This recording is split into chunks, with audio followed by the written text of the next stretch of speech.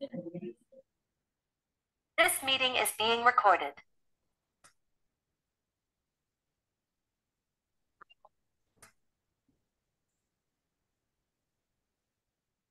Nah, ini yang merah. Ini tadi tulisan ini. Kelihatan enggak ini? Mohon maaf Bapak, yang muncul galeri di share screen. Galeri. Oh, bukan. Sebentar, sebentar. Munculnya galeri.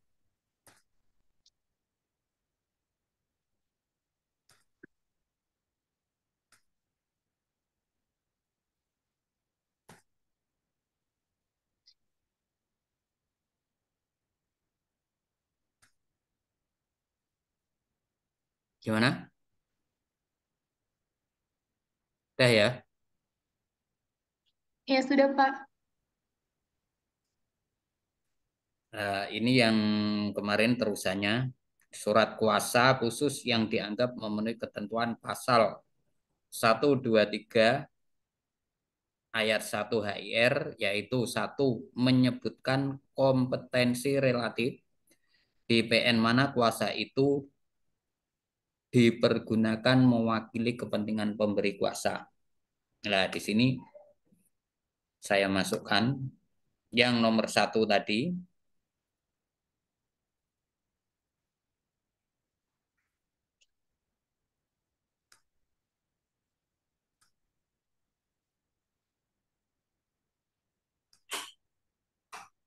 Nah, di sini nih ya, yang merah ini ya, di Pengadilan Negeri Semarang. Ini ada contoh surat kuasa. Nih, contoh surat kuasa.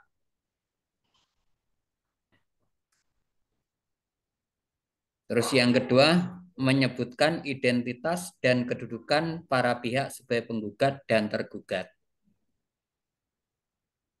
Nah, di sini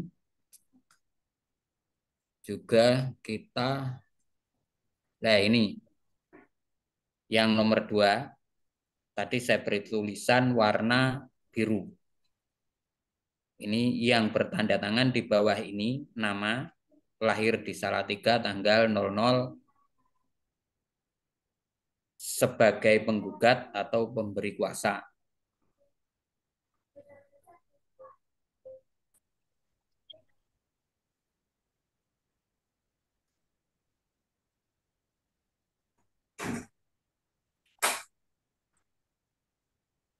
Kemudian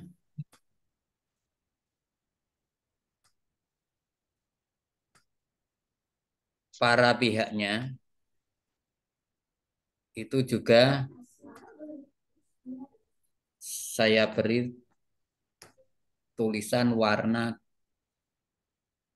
biru ya.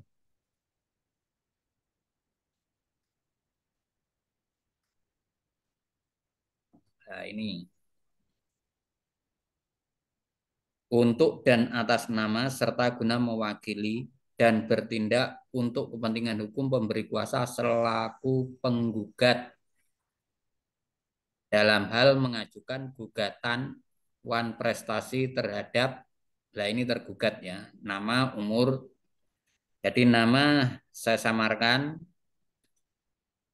alamat saya samarkan sebagai tergugat. Jadi dalam surat kuasa harus disebutkan seperti ini. Terus yang nomor 3 tadi,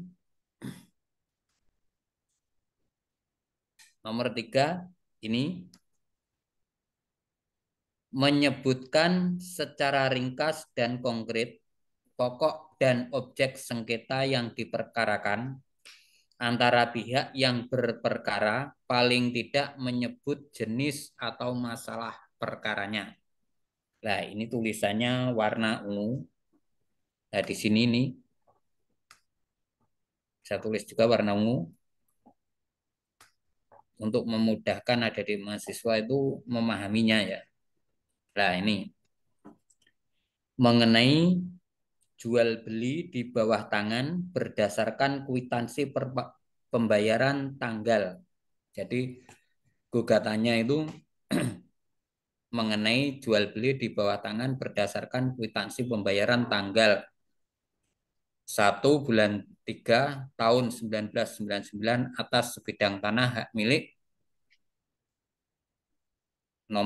ini nomornya juga saya samarkan atas namanya juga saya samarkan, surat ukur nomor sekian-sekian yang terletak di Jalan Gemah, Kelurahan Kedungmudu, Kecamatan Tembalang. Dahulu itu kelurahannya bukan Kelurahan Gemah, tetapi Kelurahan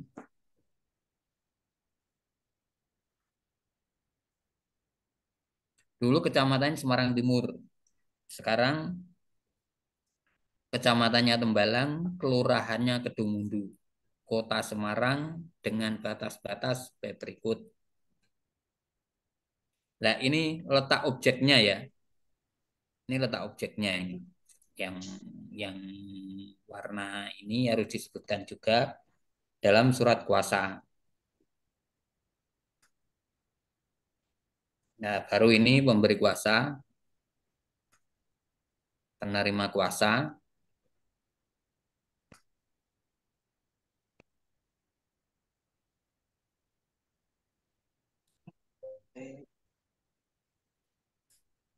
mengenai surat kuasa ini ada yang mau ditanyakan?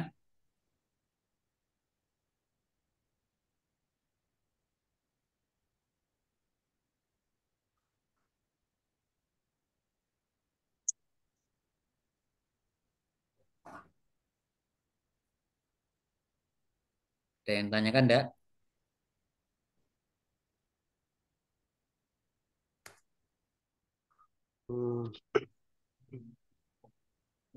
Kalau ada yang ditanyakan, silakan.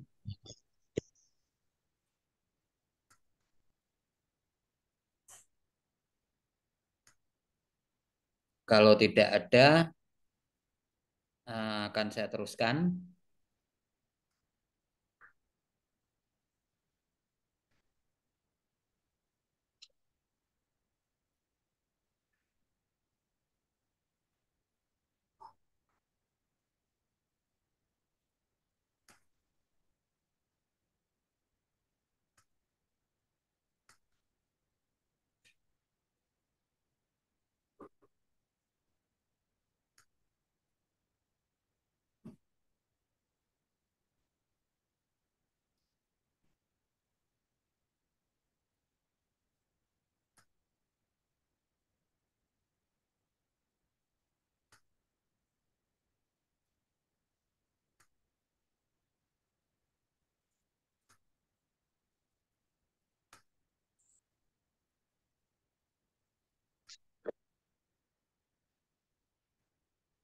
Halo, ada yang mau ditanyakan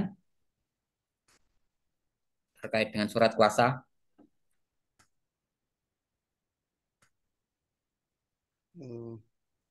Kalau tidak, saya teruskan tentang bab 3. Kelihatan enggak ini?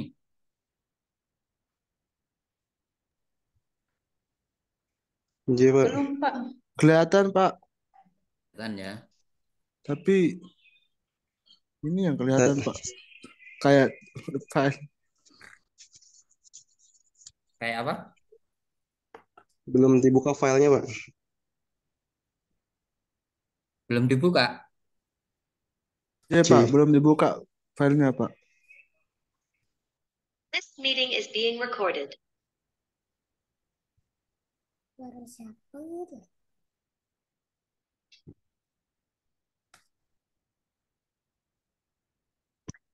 Tadi untuk surat kuasa nggak ada mukadimah, Pak. Surat kuasa itu terusannya yang kemarin. Oh, kemarin. Itu ada tambahan. Yang kemarin itu kan sudah masuknya di bab 2 itu. Di bab 2 tentang pembuatan surat kuasa. Lah, pada sore ini itu contohnya Saya masukkan di situ tadi. Berarti ini kembali ke kuasa lagi.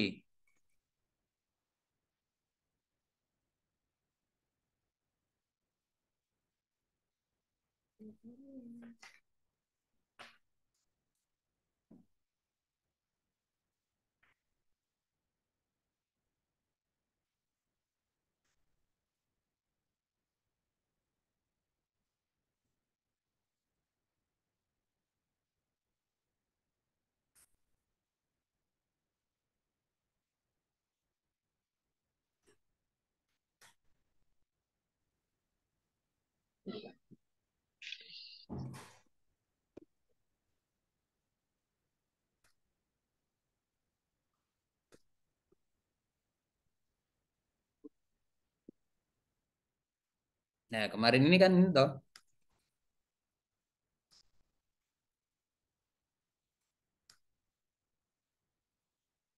Nah, ini kemarin pengertian surat kuasa.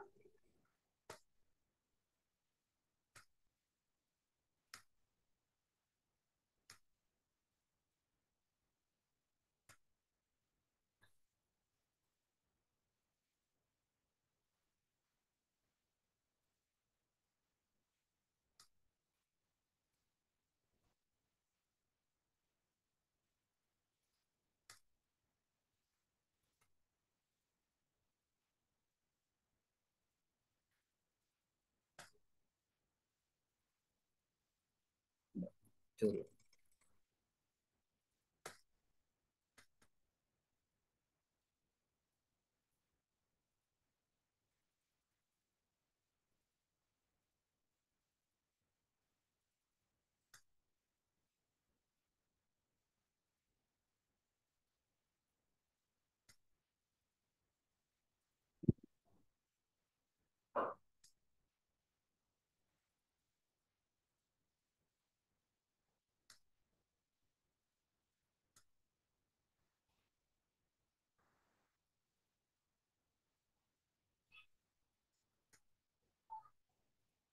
Recording.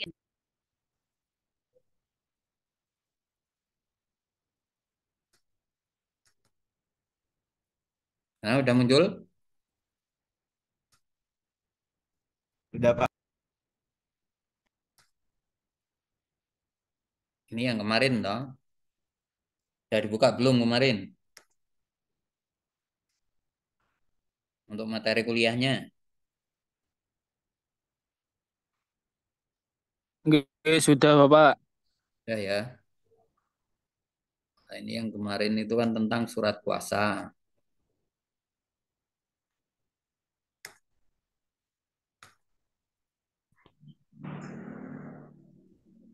Tapi Terus yang tadi itu tambahan ya. Tambahan tentang surat kuasa.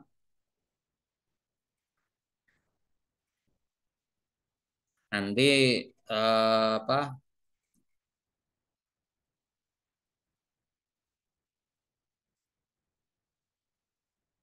akan di-share nanti. Di-share di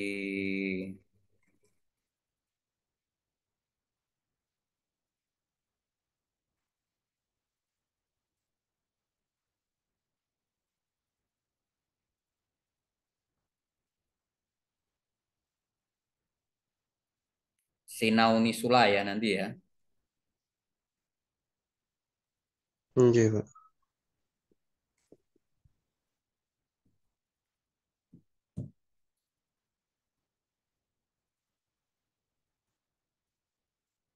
Ada yang tanyakan sebelum lanjut? Nah, itu tambahan lagi untuk surat kuasa ketika surat kuasa itu dibuat di luar negeri. Ya, di luar negeri itu harus ada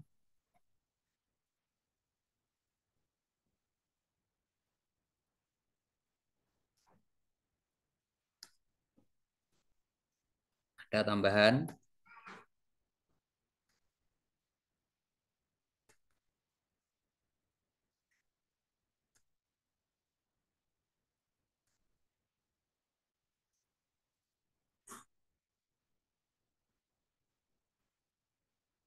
Nah, ini yang tulisan warna hitam. Apabila surat kuasa kelihatan enggak? Masih belum muncul. Belum muncul.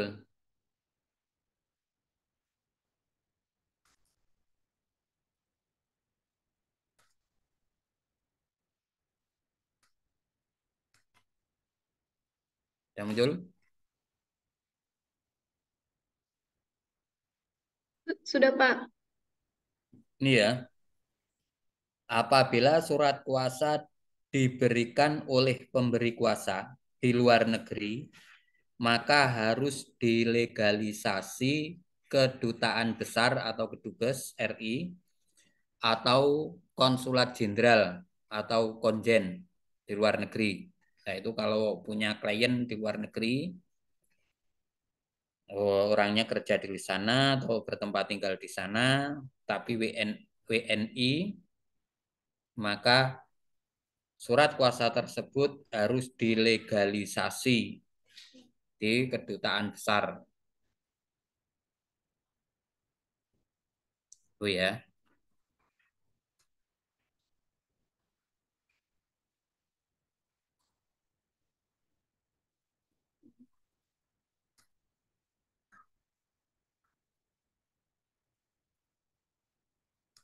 Kita lanjutkan pada materi selanjutnya.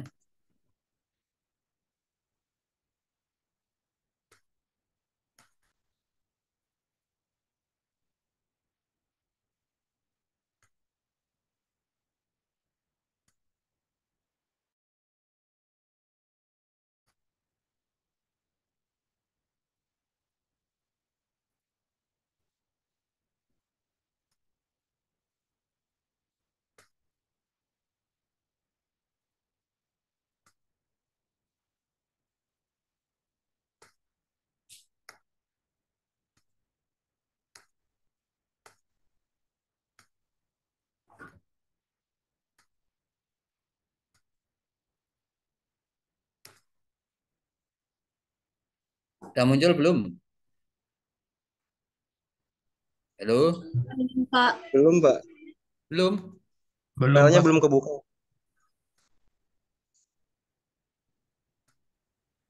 Ini? Wes, Pak. Sekarang bab 3 ya. Bab 3 permohonan dan gugatan. Dalam perkara perdata, hukum acara perdata menyebutkan istilah yang namanya perkara gugatan, di mana terdapat pihak penggugat dan pihak tergugat. Pada sisi lain ada perkara-perkara yang disebut permohonan. Jadi dalam perkara perdata itu permasalahannya itu ada perkara gugatan dan ada juga perkara permohonan. Perkara-perkara yang disebut permohonan diajukan oleh seorang pemohon atau lebih secara bersama-sama. Persoalan yang dihadapi seseorang yang diajukan ke pengadilan perdata dalam bentuk tuntutan, hak tentunya mengandung soal satu persoalan atau konflik yang akhirnya menimbulkan tuntutan hak sebagaimana pasal 142 ayat 1 RBG, pasal 118 ayat 1 HR disebutkan tuntutan atau gugatan perdata Burgelisvervordering merupakan tindakan bertujuan memperoleh perlindungan hak yang diberikan oleh pengadilan untuk mencegah Eigenrichting atau main hakim sendiri. Jadi dalam tuntutan gugatan di pengadilan dalam perkara perdata ini diadakan atau dibuat aturan oleh para pembuat undang-undang itu untuk menghindari main hakim sendiri. Tuntutan hak harus mempunyai kepentingan yang cukup. Poin di interest point action ada dua macam tuntutan hak, yaitu permohonan dan gugatan.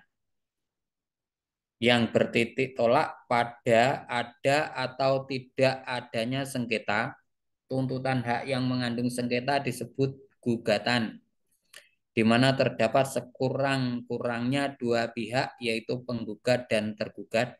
Dan tuntutan hak yang tidak mengandung sengketa disebut permohonan, di mana hanya ada satu pihak saja, yaitu pemohon. Jadi dalam permasalahan perkara di perdata itu ada dua, yaitu gugatan dan permohonan. Kalau perkara itu bersifat gugatan atau tuntutan, yaitu ada yang disebut namanya pihak penggugat dan ada juga yang disebut namanya pihak tergugat. Sedangkan dalam perkara permohonan itu tidak ada tergugatnya, tidak ada. Di sini dijelaskan juga perbedaan antara gugatan dan permohonan adalah dalam perkara gugatan ada sengketa. Nih, dalam perkara gugatan itu ada sengketa. Suatu konflik yang harus diselesaikan dan diputuskan oleh pengadilan. Contohnya, gugatan jual beli, hutang piutang, dan lain-lain. Dalam perkara yang disebut permohonan tidak ada sengketa. Nah, kalau dalam perkara gugatan itu bersifat permohonan, itu tidak ada sengketa. Misalkan beberapa orang sebagai ahli waris sudah sepakat ya. Ini misalkan ada 5 orang atau 10 orang itu sebagai ahli waris, dia sepakat bahwa warisan itu akan dibagi secara kekeluargaan. Maka mereka secara bersama-sama menghadap ke pengadilan untuk mendapat suatu penetapan perihal bagian masing-masing dari warisan. Nah, itu kalau perkara itu bersifat permohonan.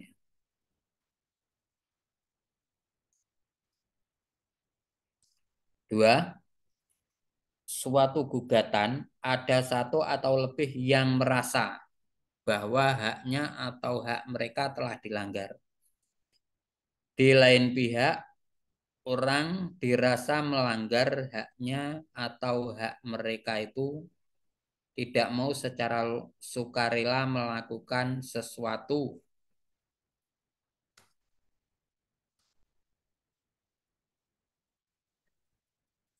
Diminta di sisi hakim memutus suatu konflik atau sengketa dari gugatan. Jadi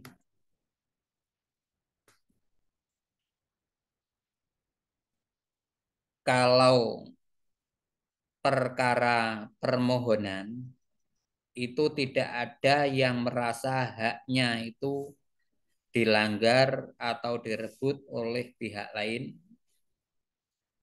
Tetapi dalam perkara gugatan itu ada salah satu pihak yang merasa haknya itu telah dilanggar.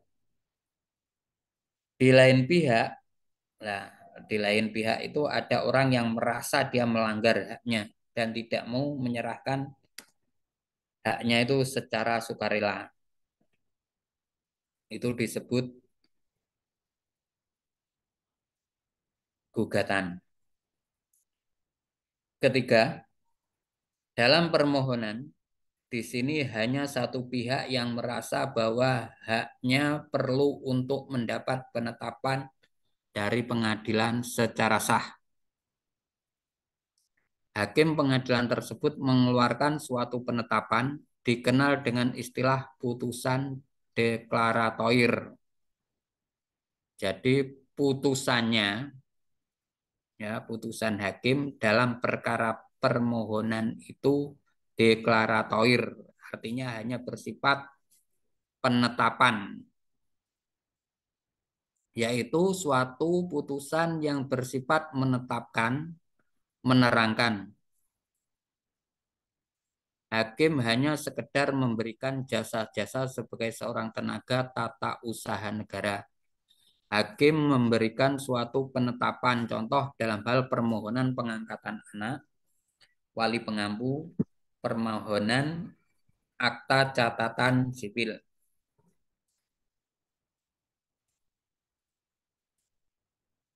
Terus selanjutnya A.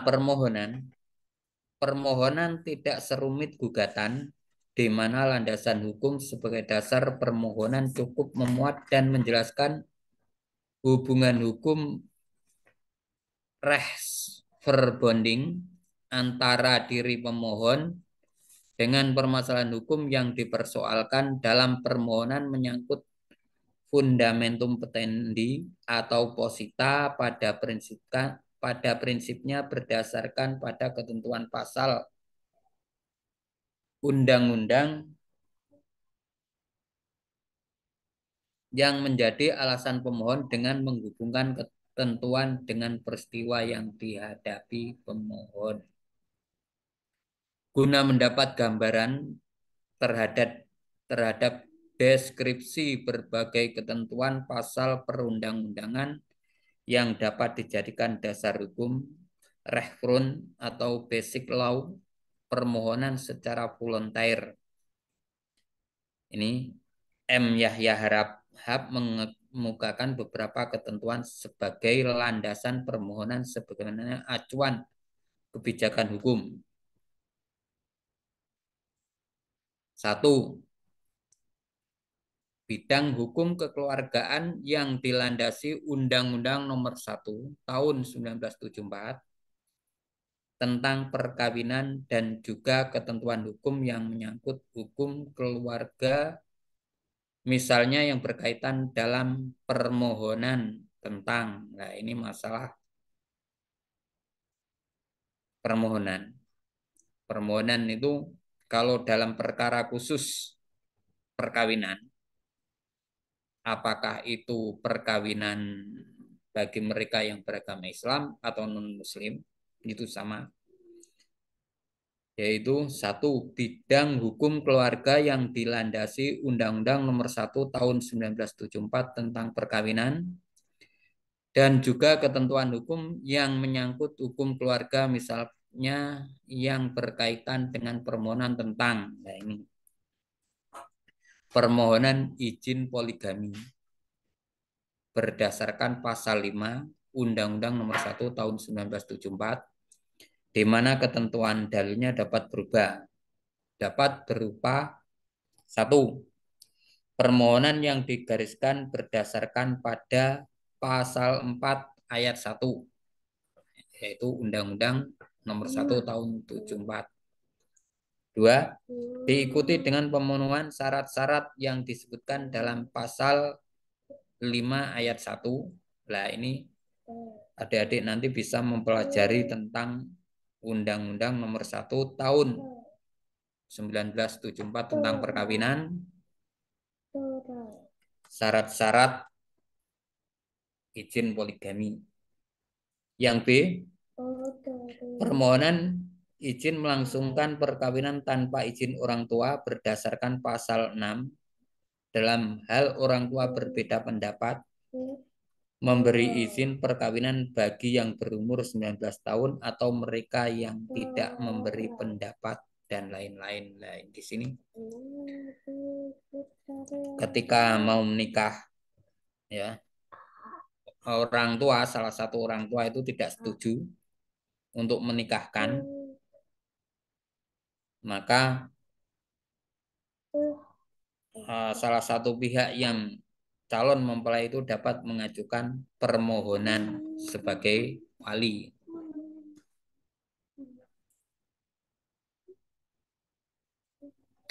Yang kedua, bidang paten. Nah, jadi masalah apa tadi? Permohonan tadi ada yang diatur menurut Yahya Harahap itu di bidang perkawinan ini ya. Dasarnya Undang-Undang Nomor 1 Tahun 1974. Kemudian yang kedua itu masalah bidang paten. Nah, ini tentang hak cipta. Misalkan merek air minum, Aquaria atau Aqua atau Nestle dan lain-lain. Itu bentuknya adalah permohonan. Yang ketiga, bidang perlindungan konsumen. Nah, di sini sengketa masalah konsumen yang dirugikan itu bisa diajukan permohonan penetapan eksekusi atas putusan Majelis Badan Penyelesaian Sengketa Konsumen. Nah, di sini ketika permasalahan konsumen itu diselesaikan dengan perlindungan konsumen, yaitu dengan melalui arbitrase, maka isi penyelesaian tersebut dapat dimohonkan untuk pelaksanaan eksekusi di pengadilan. Yang keempat, permohonan berdasarkan Undang-Undang Nomor 5 Tahun 1999 tentang pelarangan praktek monopoli dan persaingan usaha. Nah, di sini permasalahan Komisi Pengawas Persaingan Usaha KPPU. Nah, di sini ketika ada permasalahan sengketa KPPU persaingan usaha, misalkan ada monopoli dalam beberapa bidang usaha tertentu, kemudian sudah diselesaikan oleh Komisi Pengawas Persaingan Usaha, sudah diputus, maka pelaksanaannya itu dimohonkan permohonan ke pengadilan negeri. Yang B, menurut pasal 46 ayat 1, keputusan KPPU dianggap berkekuatan tetap apabila pelaku usaha yang bersangkutan telah mengajukan keberatan kepada PN. Nah, ini apabila putusan Komisi Pengawas Persaingan Usaha atau KPPU itu sudah mempunyai kekuatan hukum, apakah diterima atau tidak, maka harus dilakukan permohonan. Kalau tidak terima ya keberatan kepada PN. Apabila tidak dilakukan tersebut, maka putusan KPPU tidak mempunyai kekuatan hukum. Yang B, petitum dalam permohonan. Sebagaimana yang telah dijelaskan di awal bahwa pihak pemohon hanyalah sepihak. Tidak ada pihak lain yang dapat ditarik sebagai lawan atau tergugat. Pada prinsipnya tujuan permohonan untuk menyelesaikan kepentingan permohonan sendiri tanpa melibatkan pihak lawan. Dalam kerangka demikian, petitum permohonan harus mengacu pada penyelesaian kepentingan pemohon sepihak. Petitum permohonan tidak boleh melanggar atau melampaui hak orang lain. Harus benar-benar murni merupakan permintaan penyelesaian kepentingan pemohon dengan acuan sebagai berikut.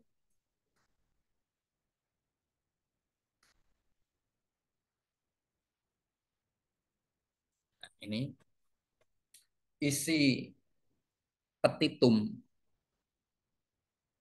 Tahu petitum?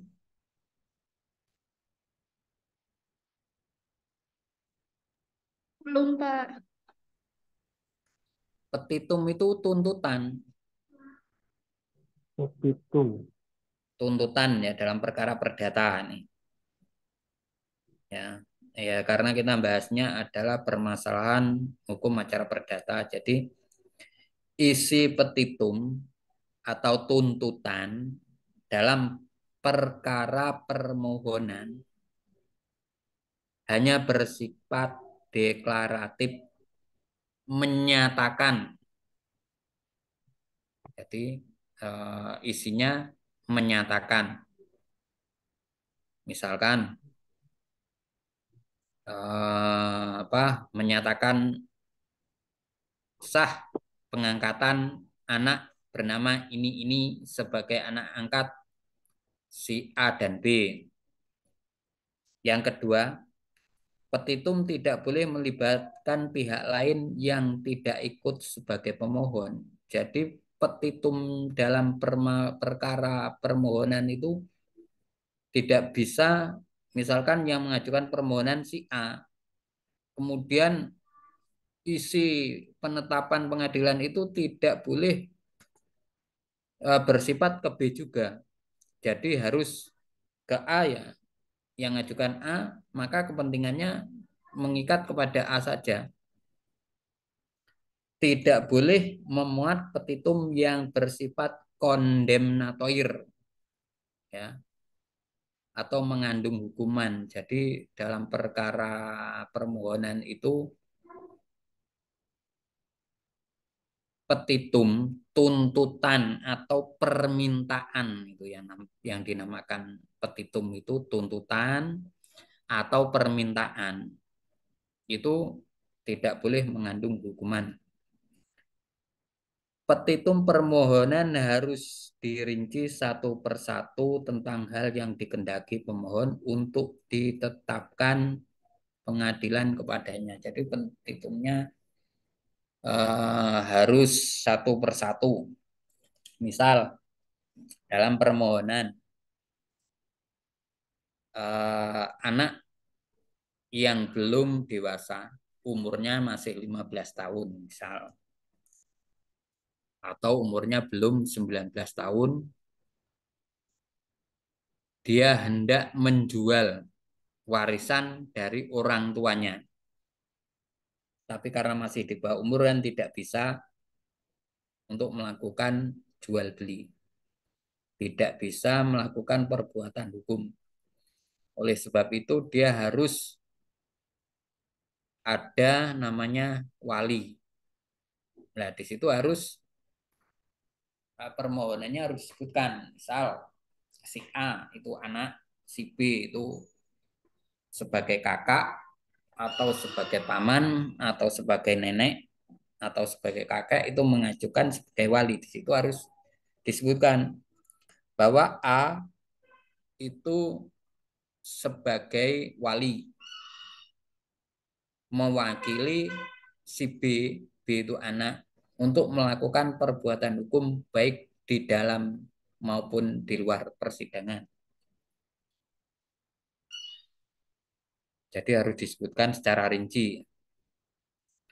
Petitum tidak boleh bersifat kompositoir atau ex aequo id bono. Jadi petitum dalam permohonan itu tidak boleh misalkan permohonannya sebagai wali. Kemudian hakim memutus sesuai kehendaknya hakim secara ex officio, kewenangan hakim itu tidak boleh.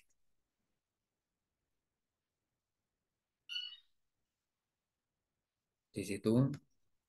Jadi nanti kalau ada pertanyaan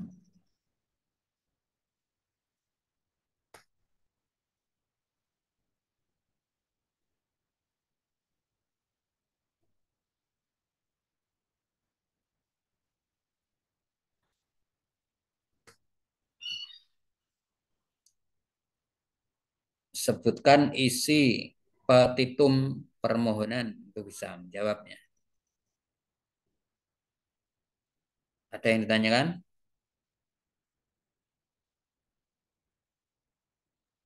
Ingin bertanya, Pak.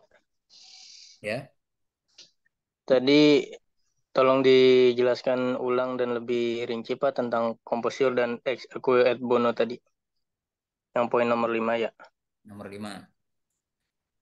Jadi petitum ya, permohonan dalam perkara permohonan. Petitum atau disebut juga sebagai permintaan atau dalam disebut juga sebagai tuntutan. Kita misalkan meminta, sebagai contoh ya, kita meminta sebagai wali untuk mewakili anak yang di bawah umur untuk melakukan perbuatan hukum. Itu dalam permintaannya tidak boleh diserahkan kepada hakim. Nah, biasanya kan kalau dalam perkara gugatan itu disebutkan misalkan menghukum dan seterusnya, terus di belakangnya itu ada ex aequo et bono. Apabila majelis hakim berpendapat lain, mohon putusan yang seadil-adilnya. Nah, dalam perkara permohonan itu tidak ada. Misalkan pihak yang mengajukan permohonan untuk kepada hakim untuk memutus sesuai seadil-adilnya. Itu enggak ada ya. Jadi tuntutannya itu adalah tuntutan yang jelas, terperinci, tuntutannya bersifat deklaratif, hanya penetapan, tuntutannya tidak boleh menghukum, ya, misalkan menghukum pemohon untuk melaksanakan sebagai wali itu tidak boleh. Itu ya, dalam perkara permohonan. Sudah paham belum? Saya yang tanyakan yang lain. Kalau masalah ini Pak, kalau di Indonesia itu kan disebutkan tadi anak di bawah umur nggak bisa melakukan peradilan ya, proses hukum, maka dibutuhkannya wali. Nah, anak yang di bawah umur ini ada nggak sih Pak batasan umurnya gitu yang pasti dalam semua hukum itu dipakai gitu, bukan hanya dalam suatu perkara gitu Pak. Jadi memang di Indonesia itu untuk kesamaan atau kodifikasi masalah umur itu dari berbagai para pihak pemangku kewenangan itu belum ada ya yang apa itu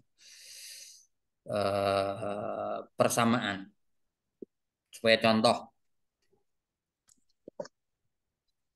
dalam perkara perkawinan, ya, undang-undang perkawinan yang terbaru yaitu Undang-Undang Nomor 1 Tahun 74 yang diperbarui dengan Undang-Undang Nomor 1 Tahun 2019 itu dikatakan dewasa adalah berumur 19 tahun.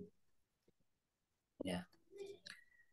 Tetapi di Undang-Undang Jabatan Notaris, para penghadap itu atau istilahnya orang yang dikatakan dewasa dalam Undang-Undang Notaris itu 18 tahun. Itu sudah dikatakan dewasa. Dalam Undang-Undang Peradilan Anak itu dikatakan dewasa itu ketika sudah berumur 18 tahun juga. Tetapi di Undang-Undang Agraria, nah, itu Undang-Undang BW, undang-undang yang di mana pihak BPN itu dewasa itu harus berumur 21 tahun. Nah, di situ jadi belum ada istilahnya kodifikasi secara menyeluruh persamaan. Ada beberapa undang-undang. Jadi Undang-Undang Peradilan Anak dan Undang-Undang Jabatan Notaris. Anak dewasa itu setelah berumur 18 tahun. Di Undang-Undang Perkawinan, anak dewasa atau orang dewasa atau dianggap sudah dewasa itu ketika sudah berumur 19 tahun. Tetapi di Undang-Undang BW, yang mana undang-undang tersebut sering dari pihak BPN, BPN itu Badan Pertanahan Nasional, ketika terjadi jual beli dan jual beli itu ditindaklanjuti menjadi sertifikat, itu harus 21 tahun di situ ya. Jadi memang belum ada persamaan berapa umur dinyatakan dewasa di negara kita. Ada 4. Ada yang tanyakan lagi?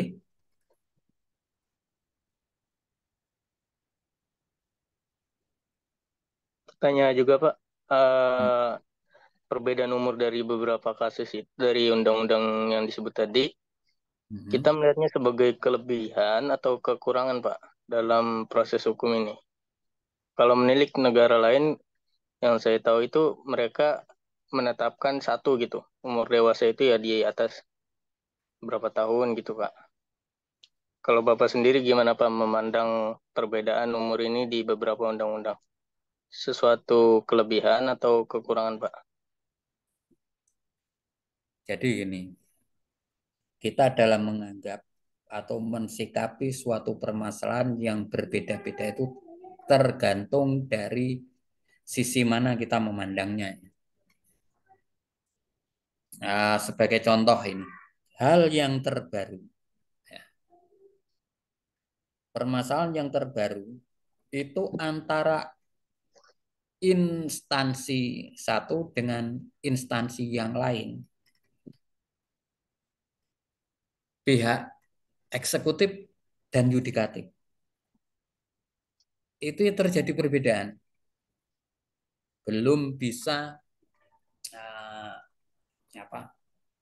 menerima. Ya, bagi saya itu ya adalah kekurangan karena dengan adanya permasalahan yang tidak kodifikasi, tidak universal, itu akan menimbulkan berbagai masalah. Contoh di pihak eksekutif, ya, catatan sipil yang dalam hal ini diwakili oleh catatan sipil. Di catatan sipil itu kan sekarang akte kelahiran itu tidak ada tanda tangan pejabat. Akte kematian ada tanda tangan pejabat. Tetapi di situ sekarang ada barcode ya. Jadi siapapun itu bisa download tentang akte kelahiran, surat keterangan kematian dari catatan sipil, itu di situ ada barcode-nya dan ketika dijadikan bukti di pengadilan itu dianggap baru masuk ini tahu namanya masuk, dianggap sah. Quran. Tetapi dalam perkara yang lain, sisi lain, sekarang putusan pengadilan itu juga tidak ada tanda tangan atau stempel dari panitera. Yang mau datang. Ya. Sore ini. Kemudian belum datang. Dari pihak ketika digunakan sebagai kemarin saya pernah dalam perkara perceraian, salinan putusan yang sekarang tidak ada tanda tangan dan stempel dari panitera pengadilan ini tidak diterima. Jadi belum ada jangan lupa balik kan. Jangan lupa diantar ya. Iya. Yang tanyakan lagi?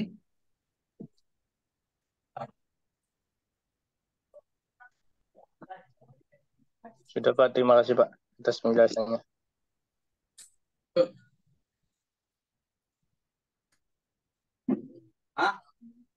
Berapa?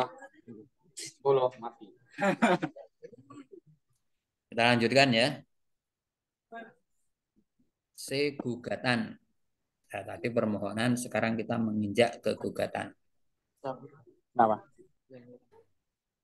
Ya, Profesor Sudikno Mertokusuma mempergunakan istilah gugatan berupa tuntutan perdata burgelis verwordering yang mengandung sengketa dengan pihak lain. Begitu juga Profesor R. Supeti menggunakan sebutan gugatan yang dituangkan dalam surat gugatan. Demikian juga dalam praktek pengadilan iya memang iya Nabil. yang mempergunakan istilah gugatan. Penyebutan ini dianggap langsung membedakan selama proses perkara belum diperiksa di persidangan. Oh, Gugat berhak mencabut gugatan tanpa persetujuan tergugat. Jadi gugatan itu dapat dicabut oleh penggugat. Itu kalau menurut Yahya Rahab itu gugatan bisa dicabut oleh penggugat tanpa persetujuan tergugat. Yang dimaksud dengan gugatan perdata adalah gugatan kontentiosa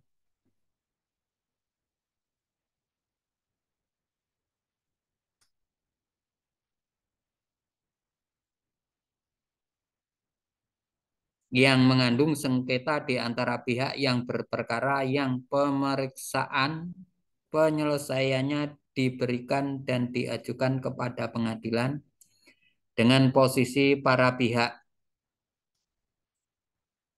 yakni satu, yang mengajukan penyelesaian sengketa disebut bertindak sebagai penggugat. Nah, ini yang kalau dalam perkara gugatan itu yang punya keinginan untuk menyelesaikan sengketa itu disebut sebagai penggugat.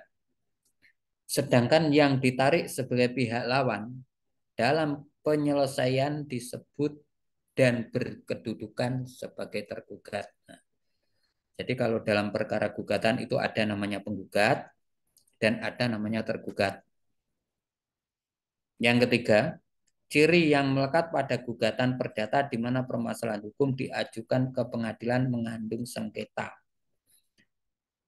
Jadi dalam perkara gugatan itu harus ada sengketa.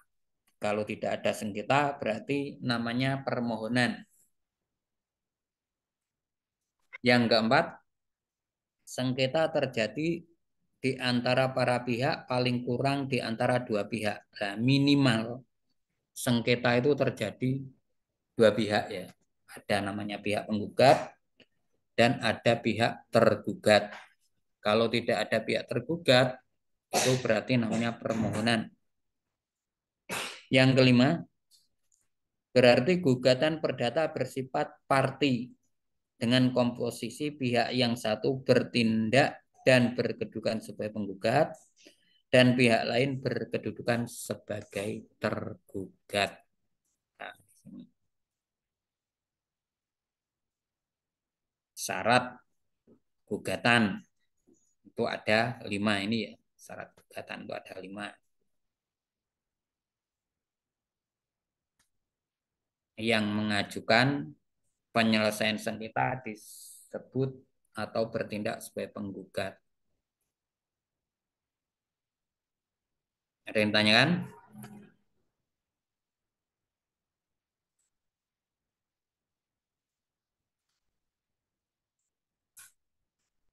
Kalau nggak ada, saya teruskan.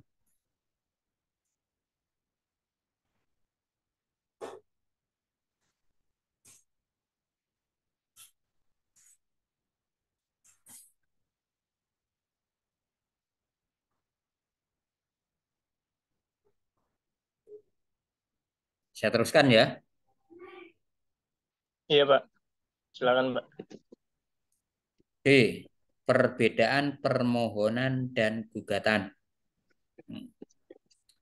Perbedaan yang jelas antara gugatan dengan permohonan dapat digambarkan dari beberapa segi. A. Pihak yang berperkara.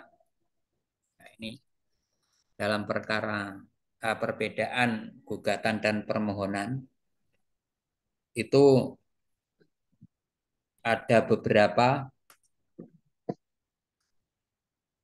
Yang pertama,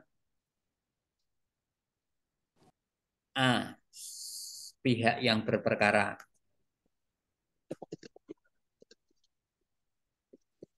Pada gugatan ada dua pihak yang berperkara, sedangkan pada permohonan hanya ada satu pihak yang berkepentingan. Jadi ini perbedaan gugatan dan permohonan. Kalau gugatan itu ada dua pihak, minimal ada dua pihak, yaitu penggugat dan tergugat. Sedangkan pada permohonan hanya ada satu pihak, itu sudah bisa mengajukan permohonan ke pengadilan. B. Aktivitas pengadilan yang memeriksa. Ini dalam proses atau aktivitas pengadilan yang memeriksa. Pada gugatan, aktivitas pengadilan terbatas pada yang dikemukakan dan diminta oleh pihak-pihak. Sedangkan pada permohonan, aktivitas pengadilan dapat melebihi apa yang dimohonkan karena tugas pengadilan bercorak administratif yang bersifat mengatur atau administrative regulation. Jadi kalau dalam perkara gugatan itu hakim hanya akan memeriksa dan memutus sesuai apa yang diminta oleh pihak. Misalkan ya, dalam perkara gugatan cerai, terus sama hak asuh anak. Yang diminta oleh penggugat hanya perceraian dan hak asuh anak, sedangkan tentang nafkah anak itu tidak diminta. Hakim tidak boleh memutus melebihi itu. Kalau yang diminta hanya cerai dan hak asuh anak, yang diputus ya cuma cerai dan hak asuh anak. Tentang nafkah anak, itu kewajiban siapa? Hakim tidak boleh memutus. Tidak boleh memutus, misalkan nafkah anak dibebankan atau ditanggung oleh bapak atau ibu, itu tidak boleh. Tetapi dalam perkara permohonan, itu hakim bisa memberikan arahan atau putusan yang lebih. Misalkan permohonannya belum lengkap, belum menyeluruh, hakim dapat memberikan masukan kepada para pihak untuk kepada pihak, bukan para pihak karena permohonan, pada pihak pemohon untuk memperbaiki, dimasukkan permohonan yang ini lagi, ini harus dimasukkan seperti itu, dapat diperbolehkan dalam perkara permohonan. Yang C, kebebasan pengadilan. Pada gugatan, pengadilan hanya memperhatikan dan menerapkan apa yang telah ditentukan oleh undang-undang dan tidak berada di bawah pengaruh atau tekanan pihak manapun. Pengadilan hanya menerapkan ketentuan hukum positif, sedangkan pada permohonan, pengadilan selalu memiliki kebebasan menggunakan kebijaksanaan yang dipandang perlu untuk mengatur suatu hal. Jadi pengadilan dalam perkara perdata, dalam perkara gugatan, itu hanya menerapkan hukum positif. Ya.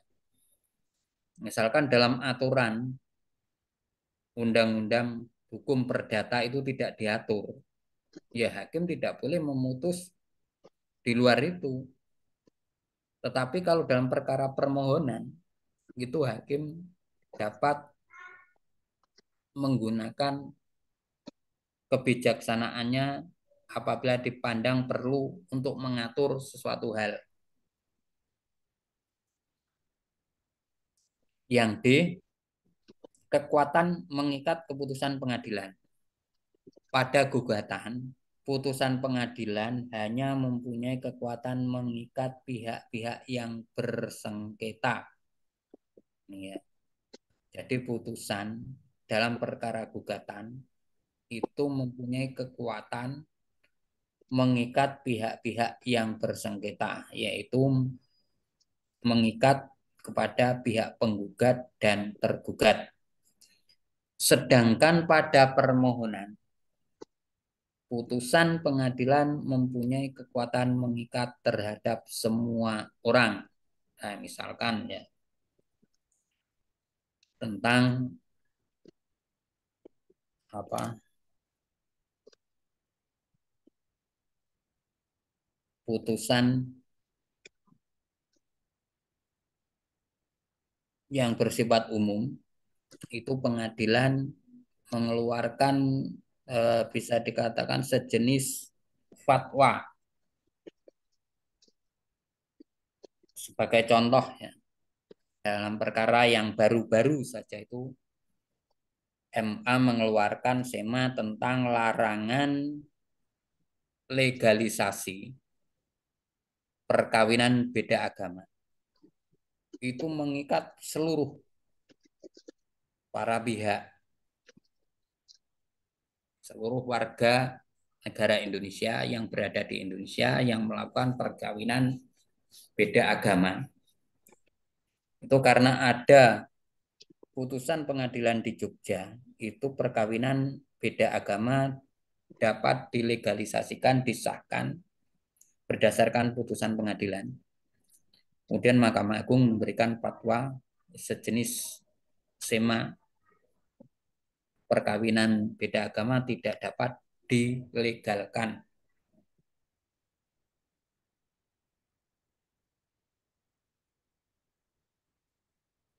Saya tanyakan perbedaan antara permohonan dan gugatan.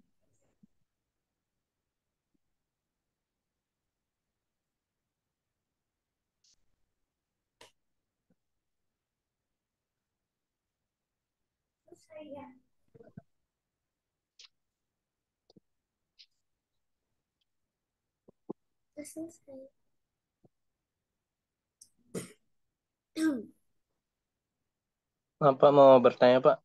Ya, silakan. Masalah yang MA tadi mengeluarkan larangan perkawinan beda agama itu berarti berlaku untuk seluruh Indonesia, Pak ya? Ya, berlaku untuk seluruh Indonesia.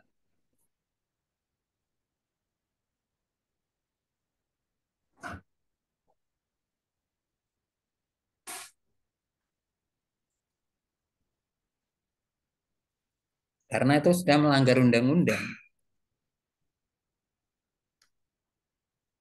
Dalam undang-undang kan, undang-undang perkawinan, undang-undang nomor 1 tahun 74 yang diperbarui, dan undang-undang nomor 1 tahun 2019.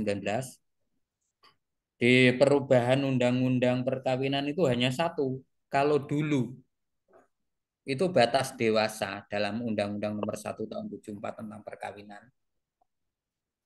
Itu batas dewasa yang boleh menikah laki-laki berumur 19 tahun, perempuan berumur 16 tahun.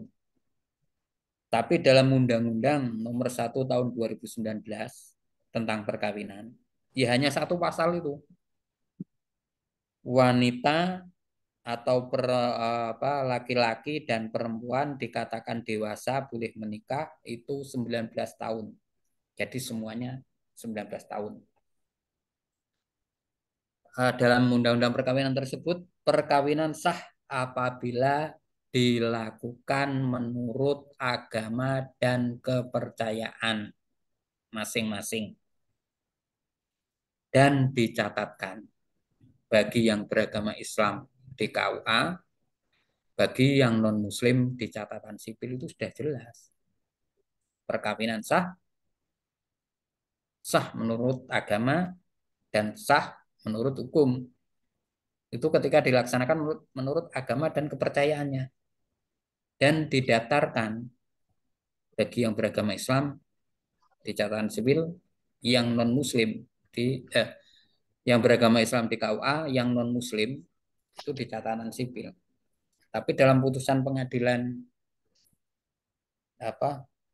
negeri Jogja itu satu beragama Muslim, yang satu non-Muslim nikah, kemudian tidak tahu pelaksanaan pernikahannya itu dilaksanakan berdasarkan apa, karena agama mereka kan beda-beda.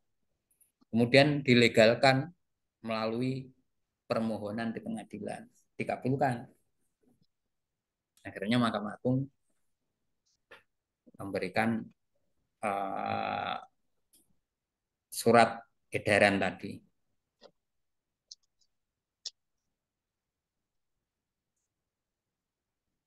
Ada lagi yang ditanyakan?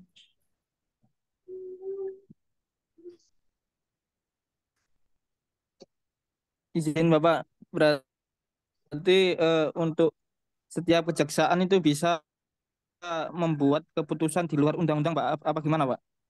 Contoh yang kayak di Kejaksaan Jogja itu, Pak. Itu bukan kejaksaan ya. Itu pengadilan.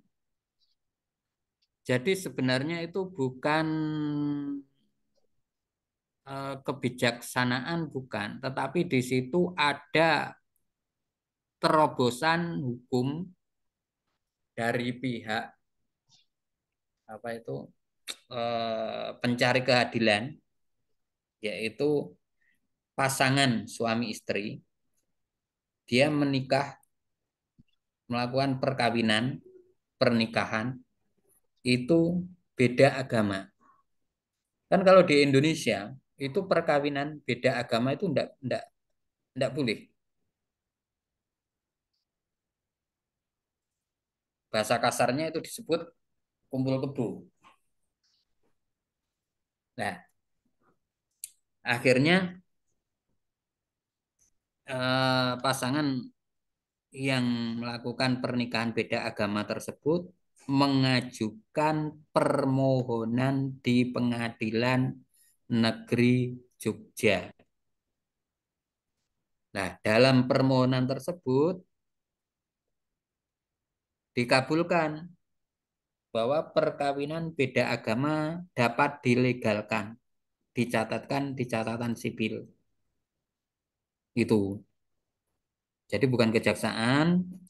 Terus yang kedua bukan kejaksaan atau pengadilan itu membuat keputusan sendiri, bukan. Itu karena adanya permohonan dari pasangan laki-laki dan perempuan yang melakukan perkawinan beda agama. Padahal perkawinan beda agama itu jelas dilarang. Boleh dilakukan, salah satunya harus mengikuti agama yang satunya. Misalkan Muslim, yang laki-laki Muslim, yang perempuan non-Muslim. Itu bisa perkawinan itu dilaksanakan, tapi salah satu pihak harus mengikuti agama pihak lain. Misalkan yang perempuan mau ikut ke agama Islam, jadi perkawinan dilaksanakan berdasarkan agama Islam dan dicatatkan di KUA. Tetapi kalau misalkan yang laki-laki mau mengikuti agama yang perempuan, yaitu non-Muslim, maka perkawinannya dilaksanakan menurut non-Muslim. Apakah itu kalau Hindu itu di wihara atau di pura, kalau Kristen itu di gereja dan dicatatkan di catatan sipil. Itu ya. Ada yang ditanya lagi? Jadi keputusan tanda petik pelegalan perkawinan beda agama yang terjadi di Jogja itu, Pak, apakah berlaku untuk seterusnya atau sekali itu saja, ataukah karena dilegalkannya itu boleh karena Jakarta merupakan daerah istimewa, Pak? Bukan. Jadi gini, itu hanya mengikat satu orang ya putusan itu. Putusan pengadilan tentang perkawinan beda agama dilegalkan itu mengikat suami istri tersebut dan tidak mengikat ke pihak lain. Nah, ketika adanya SEMA dari Mahkamah Agung, maka semua hakim itu harus mengikuti aturan ketika ada para pihak yang mengajukan permohonan melegalkan perkawinan beda agama, itu semua harus menolak berdasarkan SEMA tersebut. Jadi tidak ada kaitannya dengan bahwa Jogja itu sebagai provinsi yang mempunyai kedudukan daerah istimewa Yogyakarta itu tidak. Itu hanya bersifat perorangan dan dalam satu perkara itu saja. Untuk selanjutnya sampai sekarang itu hakim tetap berpedoman pada surat edaran Mahkamah Agung. Apabila ada yang mengajukan permohonan untuk melegalkan perkawinan tetap ditolak. Tuh, dan tanyakan lagi. Terima kasih Pak atas jawabannya Pak. Nah, ya, terima kasih juga. Untuk selanjutnya berkaitan dengan permohonan, nah ini sebagai contoh ya, Pengadilan Negeri Jakarta Selatan dalam penetapan Pengadilan Negeri ini Jakarta Selatan nomor 1193 PDTP 2012 PN Jaksel tanggal 16 Juli 2013 telah menyimpulkan dalam pertimbangannya bahwa unsur-unsur yang dipenuhi suatu perkara yang diajukan melalui permohonan adalah masalah yang diajukan bersifat kepentingan sepihak. Permohonan yang dimohonkan penyelesaian kepada pengadilan negeri pada prinsipnya tanpa sengketa dengan pihak lain. Tidak ada orang lain atau pihak ketiga yang ditarik sebagai lawan tetapi bersifat ex parte. Artinya benar-benar murni dan mutlak satu pihak tanpa menarik pihak lain sebagai lawan. D. Kewenangan itu hanya terbatas sampai pada hal-hal yang ditentukan oleh peraturan perundang-undangan yang bersangkutan. Tidak menimbulkan akibat hukum baru. Nah, ini kembali lagi dengan yang siapa tadi tanyakan kasus perkawinan beda agama dimohonkan untuk disahkan atau dilegalkan. Itu sebenarnya hakim melanggar ini. Kewenangannya itu sampai pada hal-hal yang ditentukan oleh peraturan perundang-undangan yang bersangkutan. Terus yang kedua, tidak menimbulkan akibat hukum baru. Dalam undang-undang sudah dijelaskan bahwa perkawinan beda agama itu tidak bisa dilaksanakan. Yang bisa dilaksanakan perkawinan campuran. Lah itu bisa. Perkawinan campuran itu adalah perkawinan antar warga negara ya. Misalkan perkawinan warga negara Indonesia dengan warga negara Jepang, warga Indonesia dengan warga negara Cina, warga negara Indonesia dengan warga negara Arab, itu perkawinan campuran. Kita teruskan. Sudikno Mertokusumo menambahkan perbuatan hakim dalam peradilan yang tidak sesungguhnya lebih merupakan perbuatan di bidang administratif sehingga putusannya merupakan suatu penetapan.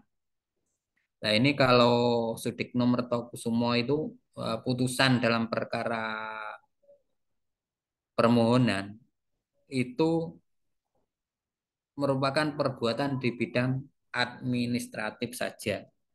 Sehingga putusannya merupakan penetapan.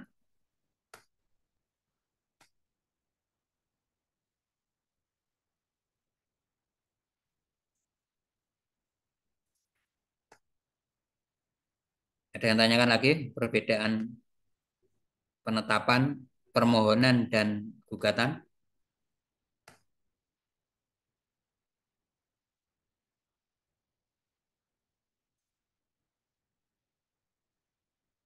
Kalau nggak ada, saya teruskan. Isi gugatan. bentuk gugatan adalah surat. Oleh karenanya harus memenuhi syarat sebagai surat seperti tempat dan tanggal gugatan dibuat. Nah, ini kalau membuat surat gugatan itu harus tempat dan tanggal gugatan dibuat. Misalkan di Denpasar. Kepada siapa? Misalkan Semarang ya. Gugatan perbuatan melawan hukum. Itu harus ditulis tempatnya Semarang, tanggal berapa. Terus ditujukan kepada siapa? Nah, ditujukan kepada siapanya itu ketua pengadilan. Kemana gugatan ditujukan? Nah, ini ya ke ketua pengadilan negeri Semarang kalau pengadilan negeri Semarang. Yang kedua, isi gugatan ditutup dengan mencantumkan siapa yang membuat atau mengirim gugatan atau kuasanya dan tanda tangannya. Di situ disebutkan dengan hormat, paling bawah sendiri, hormat kami, penggugat, siapa namanya, harus ada tanda tangan. Ditinjau dari isi gugatan, pasal 8 RV menentukan bahwa gugatan harus memuat. Nah, ini ada aturannya. Ketika membuat gugatan itu ada aturannya. 1, identitas para pihak. Dalam perkara perdata biasa terdiri dari 2 pihak, yaitu pihak penggugat dan pihak tergugat. Para pihak dapat beracara secara langsung di depan pengadilan atau dapat mewakilkannya kepada seorang kuasa dengan kuasa khusus. Para pihak itu dibedakan atas pihak material dan pihak formil. Nah, jadi gini, kalau misalkan ada pihak yang mengajukan gugatan, itu dapat langsung mengajukan gugatan ke pengadilan dan dapat juga diwakilkan oleh seorang kuasa. Kalau sekarang ya kuasa hukum, advokat, pengacara, lawyer, dan lain-lain istilahnya. Nah, para pihak itu dibedakan atas pihak material dan pihak formil. Nah, di sini kalau di dalam pihak pengadilan itu biasanya pihak material, pihak yang berkepentingan secara langsung, yaitu para pihak atau sering disebut istilah prinsipal atau in person. Itu orang yang bersangkutan, yang punya masalah di pengadilan, yaitu penggugat dan tergugat. Pihak formil yaitu pihak yang secara formil tampil dan beracara di depan pengadilan, yaitu penggugat, tergugat, dan kuasa hukumnya. Yaitu pihak formil itu kuasa hukum. Itu kalau di pengadilan disebut pihak formil. Identitas pihak tiada lain adalah jati diri pihak baik penggugat maupun tergugat, terutama nama dan alamat, tempat tinggal, domisili, atau tempat kedudukan. Di samping itu, untuk menambah kelengkapan dan kejelasannya, biasanya perlu dicantumkan pula umur, pekerjaan, status perkawinan. Untuk perkara-perkara tertentu perlu pula dicantumkan agama. Nah, ini kenapa dalam perkara tertentu itu dicantumkan agama? Misalkan dalam perkara perceraian, itu identitas para pihak itu harus dicantumkan agamanya. Karena apa? Untuk menilai kewenangan kompetensi absolut pengadilan mana. Misalkan gugatan perceraian bagi mereka yang beragama Islam itu harus di pengadilan agama. Kalau perceraian bagi mereka yang non-muslim itu harus di pengadilan negeri. Nah, kalau dalam identitas para pihak, dalam khususnya dalam perkara perceraian, itu tidak dicantumkan agamanya, maka hakim tidak akan tahu ini orangnya itu perkawinannya dilaksanakan di mana, agamanya di mana. Yang kedua, posita. Jadi gugatan itu harus memuat identitas para pihak. Terus yang kedua, posita. Posita atau fundamentum petendi adalah dalil-dalil dari penggugat yang menjadi dasar atau alasan-alasan gugatan penggugat. Posita ini memuat dua hal pokok dalam uraiannya, yaitu ini posita itu harus ada dua uraian. Yang satu, dasar-dasar atau alasan-alasan yang menguraikan fakta-fakta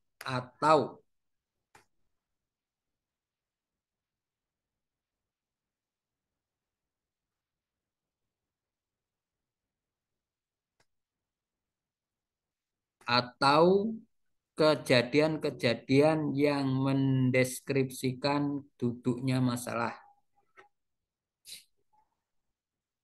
Yang kedua, dasar-dasar atau alasan yang menguraikan mengenai hukumnya, yaitu memuat hubungan hukum antara penggugat dengan tergugat, hubungan hukum penggugat dan atau tergugat dengan materi atau objek sengketa. Dalam penyusunan posita dikenal ada dua teori terkait dengan luasnya uraian dalam posita. Nah, dalam perkara permasalahan posita itu ada dua dasar, yaitu dua pendapat, dua teori. Yang satu subtantering teori. Menurut teori ini penyusunan posita tidaklah cukup hanya menguraikan mengenai peristiwa dan hubungan hukum yang menjadi dasar gugatan, melainkan harus diuraikan pula bagaimana sejarahnya sampai terjadi peristiwa dan hubungan hukum itu. Yang kedua, individualisering teori. Teori ini mengajarkan bahwa dalam menyusun suatu posita adalah sudah dipandang cukup dengan menguraikan peristiwa dan hubungan hukum tanpa menguraikan secara detail sejarah dari peristiwa dan hubungan hukum tersebut. Jadi ada dua teori dalam membuat posita.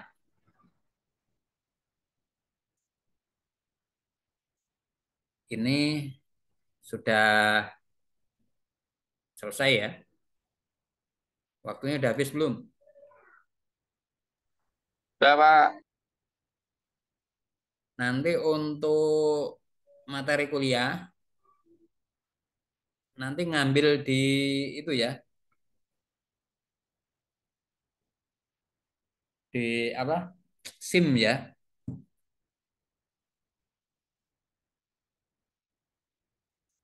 Untuk pertemuan pada sore hari ini kita cukupkan sampai di sini.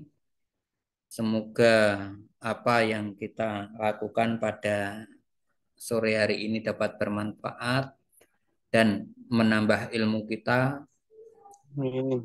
Marilah kita tutup dengan bacaan hamdalah bersama-sama. Alhamdulillahirrahmanirrahim. Saya sampaikan lagi untuk materi kuliah nanti bisa diambil di download di SIM. Di situ yang insya Allah nanti setiap topik permasalahan seperti surat kuasa, pembahasan masalah surat kuasa itu nanti saya lampirkan contoh surat kuasanya ya. Nanti bisa di-download juga.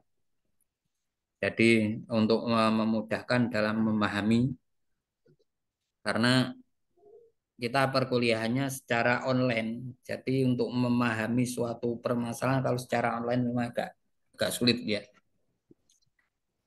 Demikian saja dari saya. Apabila ada kekurangan saya mohon maaf yang sebesar-besarnya. Saya akhiri billahi taufik wal hidayah. Assalamualaikum warahmatullahi wabarakatuh. Waalaikumsalam warahmatullahi wabarakatuh. Makasih, Makasih. Bapak. Makasih Bapak. Makasih, Pak. Sama-sama.